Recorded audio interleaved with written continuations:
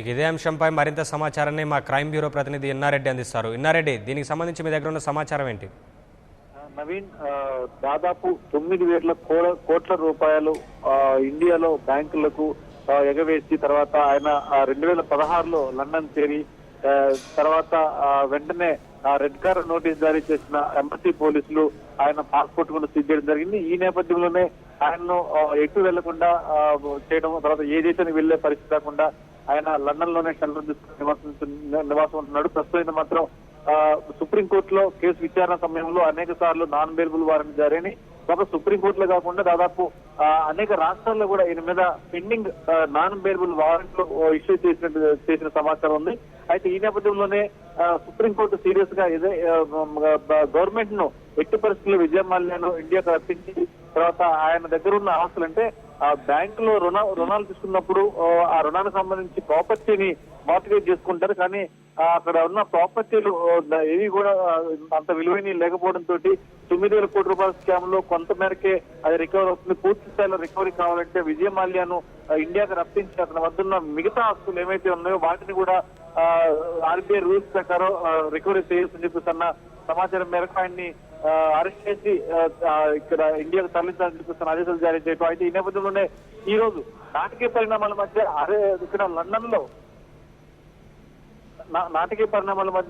London లో ఆయన arrest అయిన 3 గంటల లోపే ఆయన బెయిల్ తీసుకొని రావడంతో ఇప్పుడు విజయ్ మాల్యాను ఇక్కడికి, అంటే ఇండియా తీసుకొస్తారా, ఇండియాలో ఆయన మీద ఉన్న పెండింగ్ కేసులు దాదాపు 9,000 కోట్ల రూపాయల సంబంధించి పెండింగ్ కేసులు ఏవైతే ఉన్నాయో ఆ పెండింగ్ కేసుల మీద విచారణ కొనసాగుతుందా అని చెప్పి దాని మీద ఇది సస్పెన్స్ వీడినట్టే అనుకున్న నేపథ్యంలోనే ఒక్కసారిగా అరెస్ట్ అయిన 3 గంటల లోపులోనే ఆయనకు బెయిల్ రావడంతో మరి ఆయన్ను ఏ రకంగా ఇండియాకు తరలించే ప్రయత్నం చేస్తారన్న దాని మీద మాత్రం మళ్ళీ క్వశ్చన్ మార్క్ అలాగే ఉండిపోయింది. దీంట్లో ఇక్కడ ఇరు దేశాల ఒప్పందాల ప్రకారం నేరస్తులు కావచ్చు, నేర ప్రవృత్తులు కావచ్చు, తర్వాత ఇక్కడ ఇరు దేశాల ఒప్పందాల్లో అది ఉంది. దానికి సంబంధించి వెంటనే అక్కడి నుంచి విజయ్ మాల్యాను ఇండియా పంపించడానికి ఆ దేశం సహకరిస్తుందని చెప్పి గతంలో వాళ్ళు హామీ ఇవ్వటం, ఆ నేపథ్యంలో అరెస్ట్ మాట్లాడడం ఖచ్చితంగా మరి కొద్దిసేపట్లో ఆయన్ను ఇండియా తరలిస్తారని చెప్పి అనుకున్న నేపథ్యంలో నాటకీయ పరిణామాల మధ్య ఇప్పుడు 3 గంటల్లో ఆయనకు బెయిల్ రావడంతో మరి అతన్ని ఇండియా తరలించే విషయంలో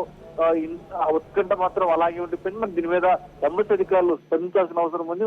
అక్కడ లండన్ లో అరెస్ట్ అయిన విజయ్ మాల్యాకు బెయిల్ వచ్చిన తర్వాత మరి ఏ రకంగా ఆయన ఇండియా వస్తారంటే, గతంలో విజయ్ మాల్యా చాలా స్పష్టంగా నా పాస్పోర్ట్ సీజ్ చేశారు, తర్వాత నేను ఎక్కడ కూడా వెళ్ళే అవకాశం లేకుండా పోయింది కాబట్టి నాకు అనుమతిస్తే నేను ఖచ్చితంగా ఇండియా వచ్చి ఏమైతే 9,000 కోట్ల రూపాయలకు సంబంధించి బ్యాంకులు ఏమైతే బ్యాంకులతో మాట్లాడి 1 డే సెటిల్మెంట్ కింద నేను కట్టాల్సిన అమౌంట్ కడతానని చెప్పేసి గతంలో ఆయన ట్విట్టర్ ద్వారా కావచ్చు, తర్వాత పలు స్టేట్మెంట్ కూడా ఇవ్వడం జరుగుతుంది. ఆ నేపథ్యంలోనే ఆయన కనుక ఇండియా రావడానికి వెసులుబాటు కనుక కలిగిస్తే ఖచ్చితంగా బ్యాంకు చెల్లించాల్సిన అమౌంట్ లో సెటిల్మెంట్ చేసుకుని అమౌంట్ కట్టే అవకాశం అయితే ఉందని చెప్పేసి కూడా బ్యాంకులు ఆశాభావాలు చేయడమే కాకుండా బ్యాంకులు జరుగుతున్నాయి.